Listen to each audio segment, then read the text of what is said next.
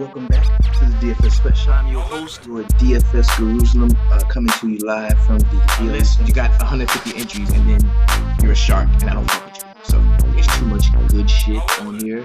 This is the often imitated, never duplicated. I'm here with my lovely co-host. Thank y'all. Stay safe. Enjoy. I may have been calling in to work. You're gonna be in the running for the Snowflake of the Year. Get your shit together with your Snowflake game. I'm here at the crib, man, and I'm just finishing up. Stop. Throw them bitches in the main. I'm telling you. You're gonna see the results, bro. You're gonna see it. This is what's really gonna help you out. You know how I feel about the home dogs. There's a lot of fighting the home dogs, and I really think a lot of shit to go over tonight. Who that scored all them points over there? Player of the night. Get him in your lineups. Get him in there. And let's go get this money. Thursday, let's go, and remember, in the sweatshop, we always keep it 300.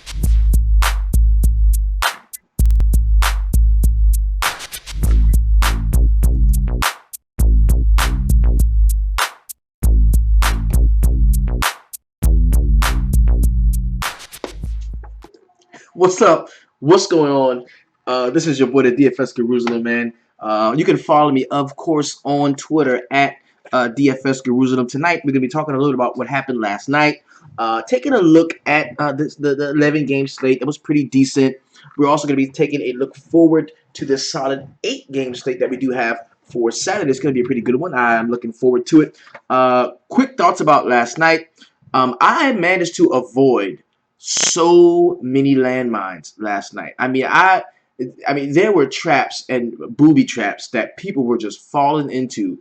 And, you know, if you had told me that I would have avoided all of the injuries that took place today and just bad situations, I really would have felt like I would have took some shit down, had an awesome night. I ended up having a profitable night, very smallly profitable, but still profitable nonetheless. Some of my best lineups on FanDuel, man, I hit 300 in a couple of those. That wasn't bad. Did fairly decent over on DK. That was good. Didn't hit 300 anyway, but 290 was my best lineup. That was pretty good. I had some solid lines there. 294 actually. Yeah, 294. So it was a decent night for me. Anytime you come out of this shit with anything more than you put in, it is a good night. So let's go ahead, man. We're going to go with our regular formatting of the show. We're going to do a Core 4 review. Then we're going to talk about the feature 4 players of the night, kind of go through a quick recap of last night's games. Let's go ahead and jump into it, man. First thing we're going to do is going to talk about the feature 4 players of the night. These are the 4 most talked about, tweeted about guys in the DFS Sweatshop, in the Facebook VIP, and as well as on Twitter. First guy we're going to talk about is the Who Dat, scoring all of them points over there. Player of the night goes to none other than Juwan Evans. This dude, the ownership on this dude was massive. I'm talking, I didn't see him anywhere less than 30% owned in any tournament I was in. If you were in the sweatshop and you do not have this dude, it is your fault. He was popping up everywhere. Every time I tried to be like, man, I don't know if I want to play him, there was somebody in the shop shaking me saying, no, you gotta play him. The kid is good. He's gonna see a bunch of minutes. Doesn't matter if the game blows out or if the game stays close. Juwan Evans is going to be in there, and I mean, cats were swearing by this dude today in the sweatshop. And if you a shop member, you didn't play this dude, man, I don't know what to tell you, bro. Juwan Evans, 40 minutes, 15 points, 6 boards, 6 assists, a huge 5 steals, really good defensive game there. Also knocked down a 3-point shot. Had a couple of turnovers, but still very solid play. Shout out to the homie Juwan Evans. You are the Who Dat, scoring all them points over there, player of the night. The next guy we're going to talk about is the how did I miss that play tonight? And this is funny because this is another guy that the name was coming up in the shop, and the way the way one of the homies prefaced it was like, yo, nobody is talking about Al Horford. And I want to take the bullshit approach and be like, well, you know, Al Horford did well because, you know, everybody in the front court on the other side got hurt, and they didn't. No, he did that before that. Al Horford was killing it first quarter when Rudy Gobert was in the game, when Derek Favors was in the game. Al Horford was destroying it. He ended up playing 34 minutes in this game, 21 points, 6 boards, and 7 assists.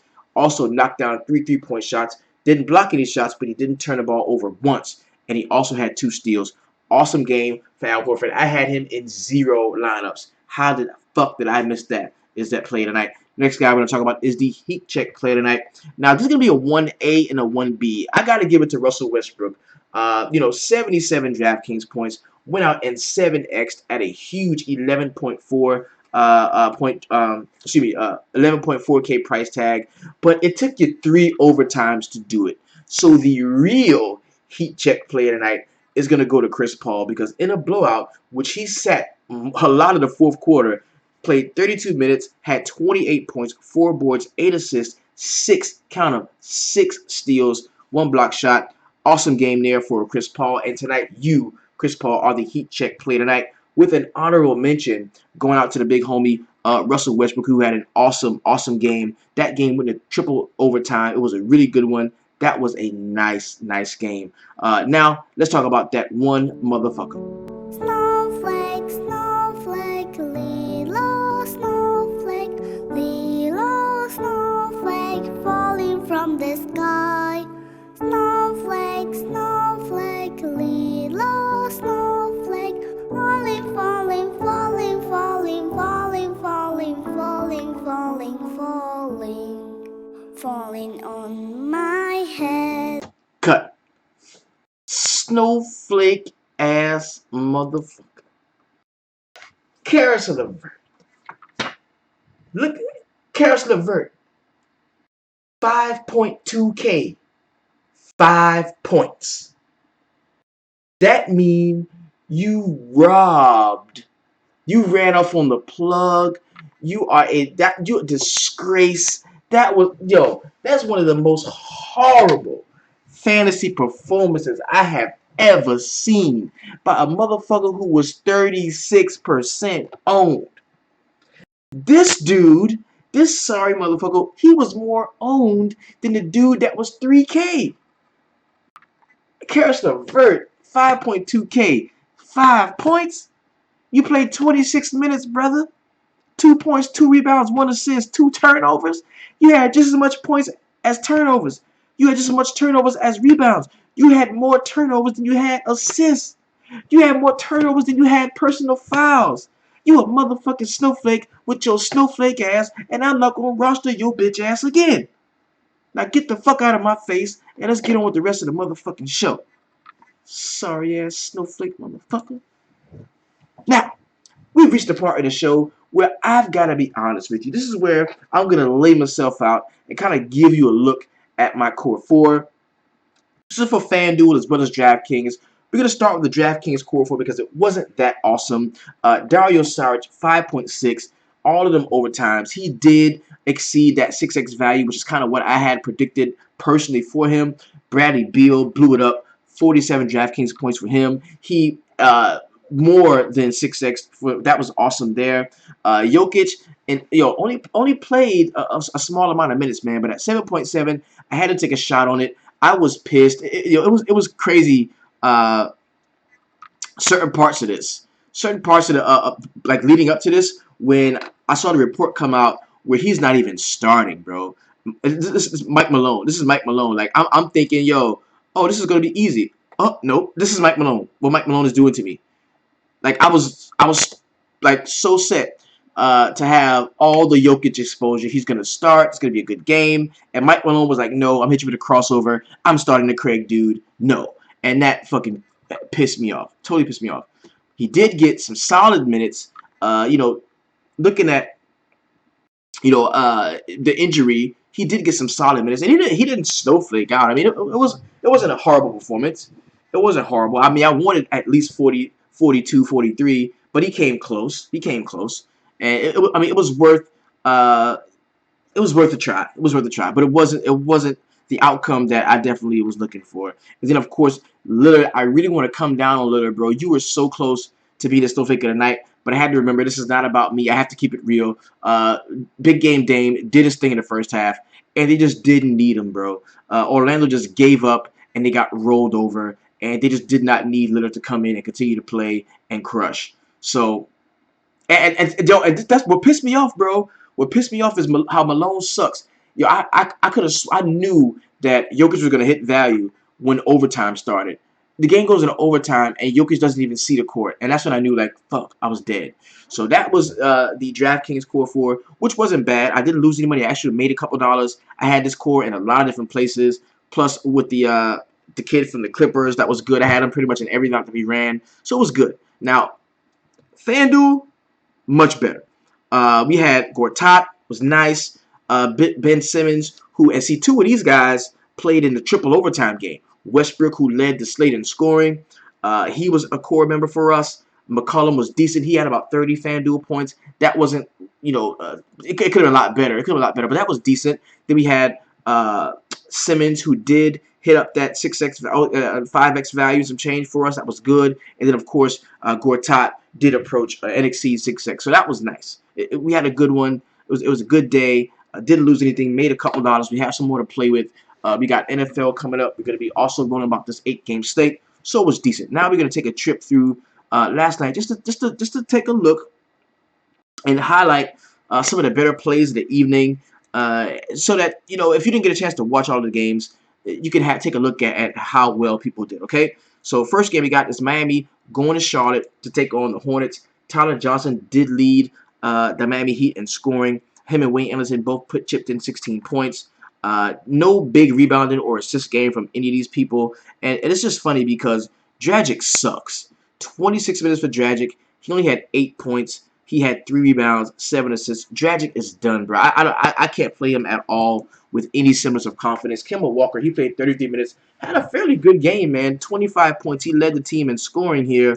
Also chipped in, excuse me, also chipped in 5 assists, a couple steals, and 4 rebounds. And can we just go ahead and mark Dwight Howard down for a double-double every time he plays? Yo, the dude went out 16 boards, man. 15 points in 32 minutes. Very solid game there from the homie Dwight Howard. And he just continues to do this, man. He continues to go out and smash. So that was a pretty solid game from him. Not a great fantasy game, but a pretty good rebounding game from him nonetheless. Next game we got is going to be Detroit Pistons going to Indiana to take on the Pacers. And after the way the Pistons got smoked the other night, you look at them without Avery Bradley, kind of had to think that the game was going to be in favor of the Pacers, and it really wasn't. The Pacers made a late push to get back into this game, but for the most part, bro, they were getting spanked. Drummond, 23 points, 13 rebounds, 1 assist, 1 steal. Very solid game there from him. On the Indiana side, we saw Vic Oladipo chip in 26 points. He also had 8 rebounds with 4 assists, 1 steal, and 1 block. That was decent. Miles Turner, 24 points, 8 rebounds, 2 assists to go with 2 block shots. Pretty decent game there for Miles Turner. I believe he finished with 41 DraftKings points. That was very solid. Next game we got is going to be the Portland Trailblazers going to Orlando to take on the Magic. And you had to think this was going to be a higher total game than it ended up to be. But, I mean, this total sucked. I mean, 95-98 was the score to finish this one out. Evan Turner played 26 minutes. He had 8 points to go with 8 boards, 3 assists. Leading this team in scoring was Dame. In 35 minutes, he had 21 points, 4 assists, 2 steals, and 1 block shot. And CJ McCollum did chip in his 20 points, but he did very, very little from a peripheral standpoint. And the Orlando Magic, 26 points from Vucevic. Man, he went ham, had 50 DraftKings points, 14 boards, 1 assist, 1 steal. Also had a block shot. Jonathan Simmons in his 33 minutes chipped in 15 points to go with 5 rebounds, 3 assists, 2 steals, and 1 block shot. Pretty solid game there from him.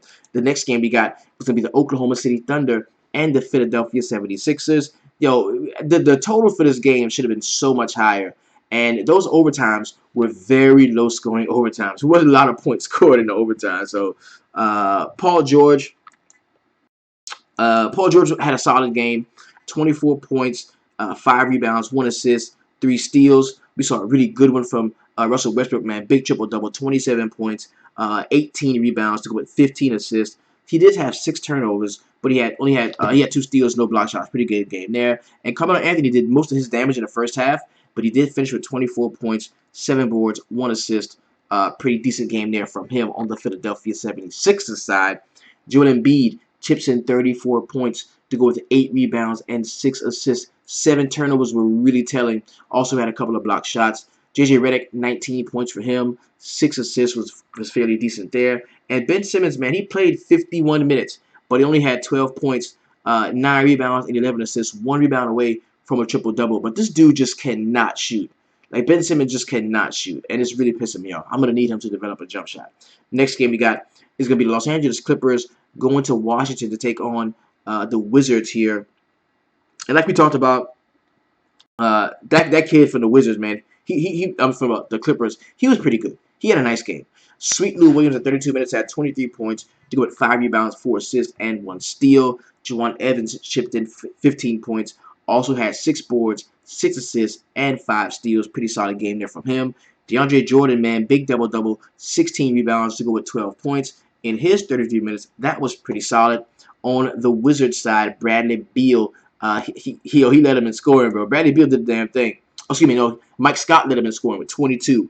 Yeah, he had 22 points, 4 rebounds to go with 2 steals. Bradley Beal had 20 points, 11 rebounds to go with 4 assists and 2 steals with a block shot. And I think what did it for Bradley Beal was the homie getting hurt. Like, Otto Porter leaving out of the game really put the onus on Bradley Beal. They did not want to play John Wall for 30-plus minutes.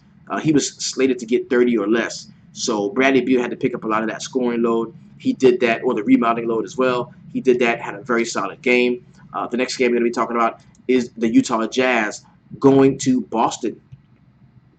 Going to Boston to take on the Celtics here. And this is a fairly decent game. The game is a lot better than I thought it would have been. I thought this was going to be a straight-up blowout, and it was going to be, completely, one-sided. But, the Jazz did a damn thing, bro. They did. The Jazz did a damn thing. And this is without two of the best players, the two best players being taken off of the court.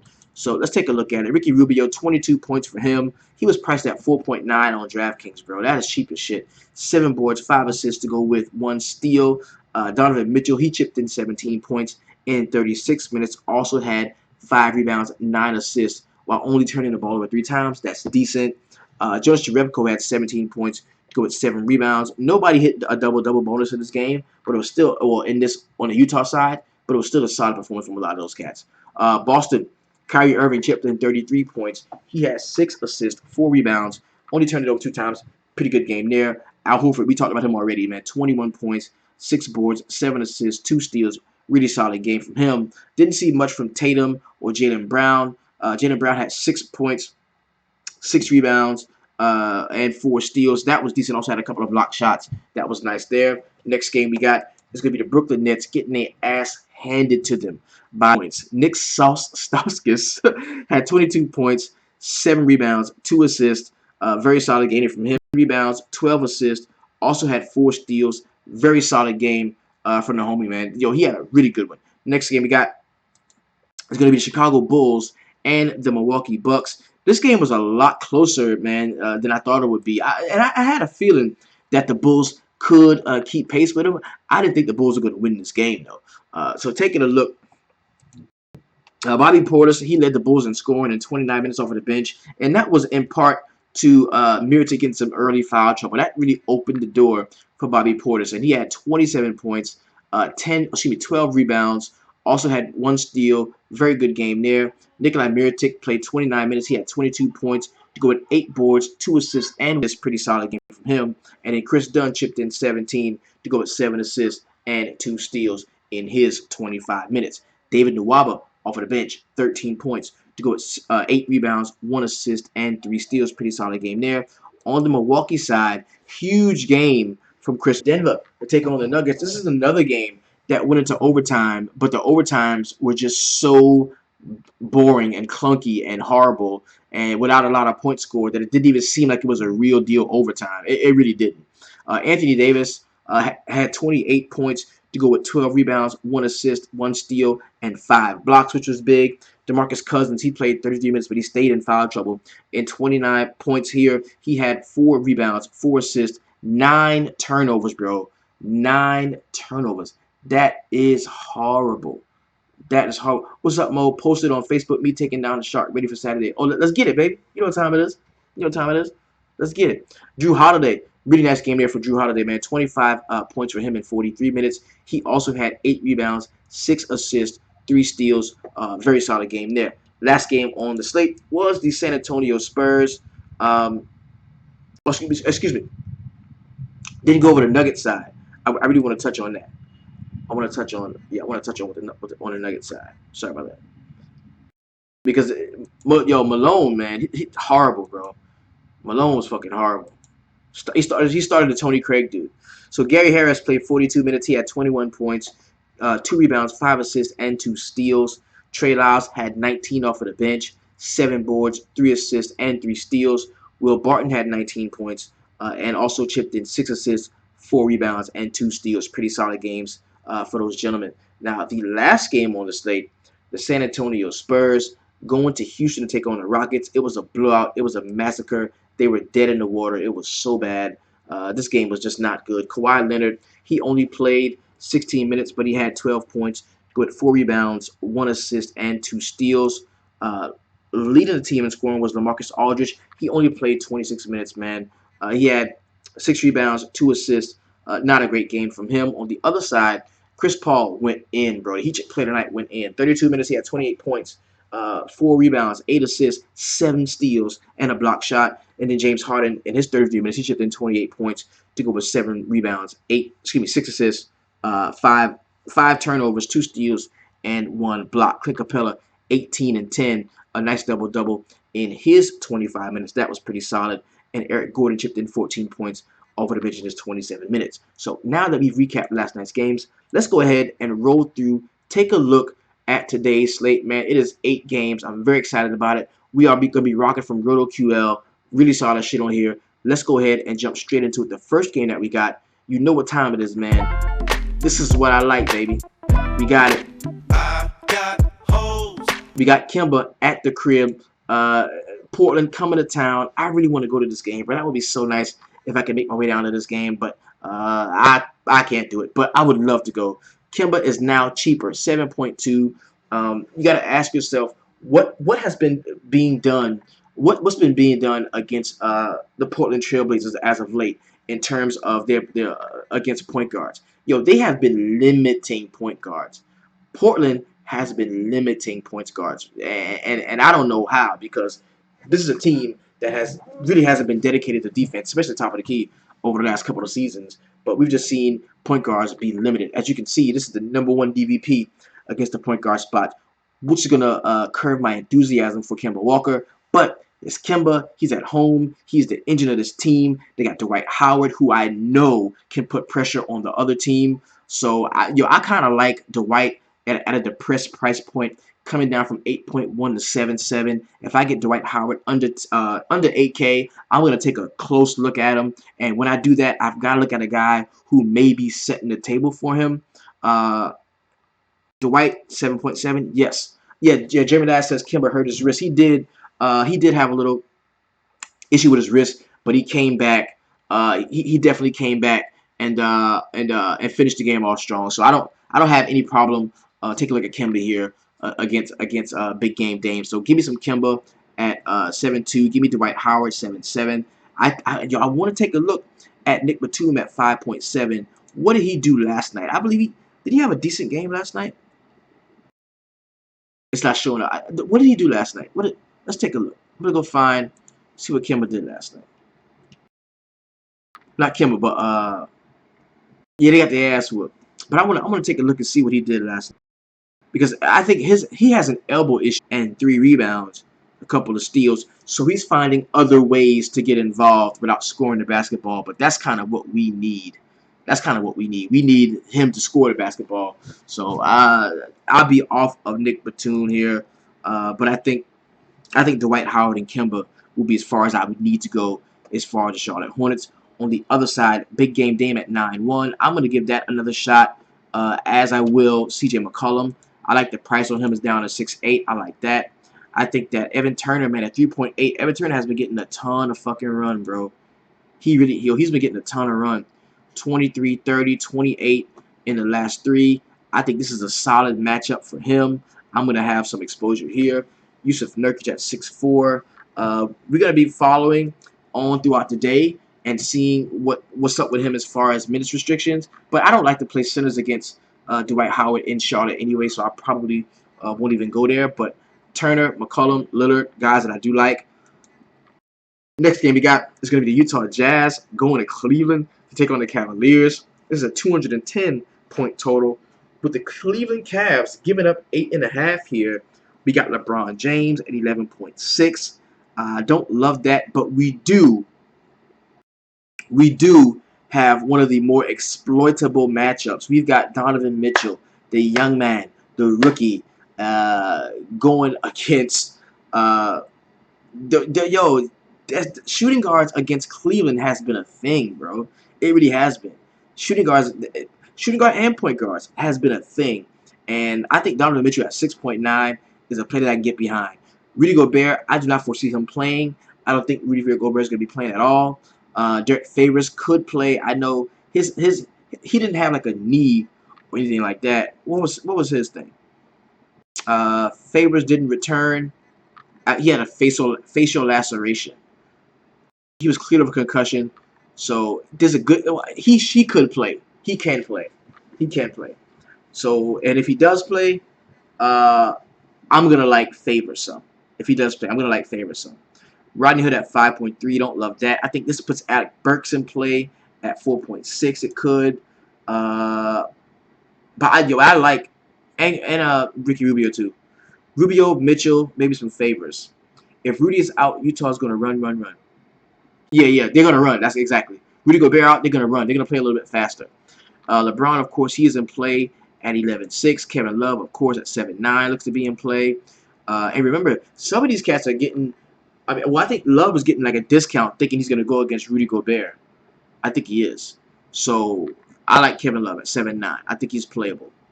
I really do. Dwayne Wade at 5.1 could be somebody we can look to. Maybe some Jeff Green at 4.1. This could be a good one. Next game we got is going to be the Oklahoma City Thunder going to New York, take on the Knicks here. This is Carmelo Anthony's return to New York. He is that dude, man, who's going to probably try and go out and play well. The problem is, I just don't like Carmelo like that. I just don't. I don't think this is like. I don't think like Carmelo Anthony's like revenge narrative guy. You know what I'm saying? Like I don't know. I mean, we don't have an over-under on this game yet, but I know I like Russell Westbrook at 11.5. And see, I think Westbrook like is overshadowing those narratives, like especially after that shit that happened in Indiana against with Paul George. Like, nah, fuck that. Russell Westbrook is gonna try to get his triple double every game. So that's where I'm gonna be going. 11.5. I want some of Russell Westbrook. Is Carmelo Anthony playable? Yes. Is Chris Stapps playable? Now, I really wish he was completely healthy. If Chris Stapps was completely healthy, ooh, man. What's the story on Chris Stapps? Porzingis remains questionable. He departed Thursday's game against the Nets after putting up 13 points in 4 in 18 minutes. And while the team is considering him day-to-day, the big man did state after Thursday's game that his knee was not in significant pain. Of course, the Knicks won't take any chance with Porzingis, and they'll wait until Saturday's shoot-around to give him more thorough evaluation. And see, and this is one of those things that can flip. I think a lot of this is Steven Adams playing well against Cantor. I think this is Cantor wanting to play well against Steven Adams. I think this could also be Kristaps Porzingis wanting to play well against Melo.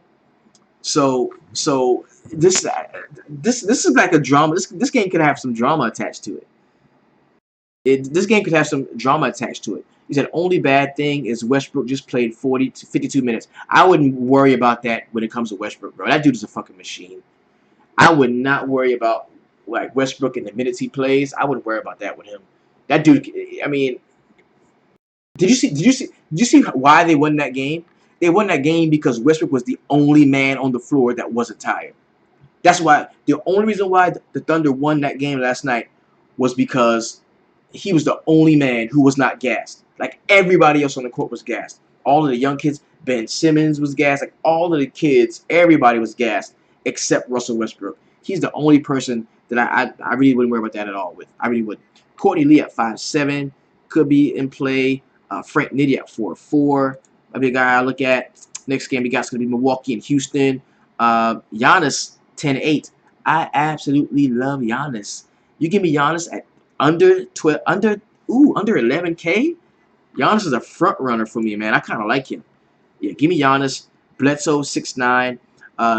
What you're getting here with Bledsoe at 6.9. You're getting that Chris Paul defense the discount. You get the Chris Paul defense discount, and I think it's a good discount. So I'm not fucking with Eric Bledsoe. I do think Paul is in play here. James Harden at 11.1 is most assuredly in play. Clint Capella, very solid matchup at 6.7. He can easily get a double-double in this situation against Milwaukee. Very fast-paced team are the Houston Rockets. I like this. This is a game that I do like. Middleton, he's kind of a streaky guy. Gonna continue to shoot the ball well. I like him. Quick question was, do I have blowout concerns? No. I've been stopped like trying to guess the blowouts and play and roster according to the blowouts, because guess what? If you didn't play Chris Paul last night thinking that that game would blow out, look what happened. You know what I'm saying? And in a blowout, somebody has to do the blowing out. So I don't really let that influence too much of my decision making. Ryan Anderson at 4.2. No, I don't love that. I think Eric Gordon could be in play at 4.7 though. I really do. I like that one. Next game we got is gonna be the Los Angeles Clippers going to Miami. Both of those. Okay, there's a lot of back-to-backs here. Portland and Charlotte back-to-back. Utah's on a back-to-back. Cleveland is fresh. Oklahoma City's on a back-to-back. New York is fresh. Milwaukee and Houston on a back-to-back, and the Clippers and Miami, both of those teams are on a back-to-back as well. So this is a game that I probably can stay away from. One guy that I do like here is going to be Lou Williams at 7.7. I think he bounces back, has a really solid game here. Wesley Johnson at 4.1 is somebody that I can consider. Goran Dragic at 6.2. I don't love that. I can't play Dragic. Dion Waiters 5.4. I think now is the time to play Waiters. I think this is the day to play Waiters. I kind of like that. I would not have an issue there at all. Olynyk at 4.9. That looks to be a usable play as well. Josh Richardson at 4.5. I kind of like him. I even think Tyler Johnson is in play at 4.4. I like this one. Jared says even when Houston blows teams out, they play the starters late into the fourth. Yeah, I've noticed that, bro. I've noticed that. Next game we got is going to be the Phoenix Suns and the Minnesota Timberwolves. 218.5 is going to be the total here, with the Timberwolves giving up 11.5 at the crib to the Phoenix Suns. And this is very basic, man. You can play all these motherfuckers. Jeff Teague, 6'5". I like him. I'm going to start with some of the cheaper guys. Those are the guys that I really want to get a hold to. Jeff Teague, Andrew Wiggins, 6'1". I think you can easily play him. Of course, Towns is in play. Jimmy Butler, the price is up a little bit too much for me with Butler. It's just a little bit too much for me. It's a little bit too pricey at 9K. It's just a little too pricey. Taj Gibson at 6'2" is in play as well. Jamal Crawford over the bench at 3'6" could be usable. On the other side, now Greg Monroe started the last game. Tyson Chandler's going to be a game-time decision, so we got to figure out who's going to be the one playing. Alex Len looks to be completely healthy, so he could start, or he could get minutes in this game. T.J. Warren at 6.4. I don't really love him. I don't like Phoenix, man. I don't like Phoenix. They suck. Next game, Dallas Mavericks and the San Antonio Spurs. The Spurs are coming off of that back-to-back. That's why we didn't see a lot of the starters get back into the game when they still were in striking distance. They still could have put up some more fight, but they didn't. LMA at 8K. I do like him in this spot. We need to know what Kawhi Leonard's minute share is going to be. I think it's still going to be limited, so I'm not gonna get excited about him. On the other side, maybe some Harrison Barnes at 6'5" could be usable. Yogi Ferrell at 4.8. Max Kleber at 3.6 could be a guy that we could use. JJ Barea 5.7, maybe. I could go there. Yeah, the Spurs are resting Kawhi and Parker. That's right. Yeah, it already came out that Kawhi was not playing. Okay. So that's gonna definitely put Rudy Gay in play at 5.9. That definitely puts Rudy Gay. Then of course we're gonna have the DeJounte Murray, which, as Jeremy Ladd states, should come out as a piece of chalk. So DeJounte Murray, and then I'm gonna look at Patty Mills as well at 4.5. Last game on the slate, another couple more teams on the back-to-back. Man, we got Boston Celtics going to Memphis to take on the Grizzlies, and we saw what Dennis Schroeder did to the Grizz, man, last night, priced at 7K. He put up 47 DK points against them. Why can't Kyrie have a great game at 7.8? Yo, you got Kyrie under 8K, man. I'm gonna have exposure to that as a late night hammer. Yes, I am. Al Horford at 6'6", looks to be usable again. Marcus Gasol 7'5", you can use him. I like Ricky Reek at 7K. Jermichael Green 4.5 does interest me some, as does Andrew Harrison at 4.4. I wouldn't stack Memphis, but I think I could play one or two guys in a lineup here. So I just highlighted those guys that I like, and also I might consider some Jaylen Brown here at 5.6. He is still fairly cheap. So yeah, that's going to be a DraftKings player pool. Let's go ahead and pop it open on FanDuel just so that we can take a look from site to site and see how much FanDuel values players as opposed to what DraftKings value is on them. And see if we have any major discrepancies. Something to look forward to. Okay. None really. Dwight Howard is 8.8. Kemba 8K, Nick Batum 6K. No huge differences here. Then we got Utah and Cleveland. Gobert's probably gonna be out. Donovan Mitchell 7.8. Ricky Rubio still cheap, bro. 4.9. Ricky Rubio cheap as shit. Derek Favors is cheap. Burks is 4.5. Love 8K. LeBron is 12.5. Good lord, that's a lot, boy. Ooh, look at the Wade. It's 4.8. I like that. That's cheap. That's much cheaper than it is on FanDuel. Parsons, nah, I don't want to play Parsons. Then we got Oklahoma City and New York. Kristaps is 9.7. Cantor 6.9. Westbrook is 11.1, man. That's a little cheaper than he is on DraftKings. I can use that. Carmelo is 6.8. A little cheaper there. That could be used as well. I foresee him being highly owned just based off of the narrative. 6.8 is the price on Carmelo Anthony on FanDuel. I think it's about 7 maybe on DraftKings. Milwaukee and Houston. We got Giannis at 12.2. Now, see, that's a telltale sign, bro, that Giannis could be the stud of the day in terms of the guy the guy that's 10K or better that goes out and has that 60, 70 point game.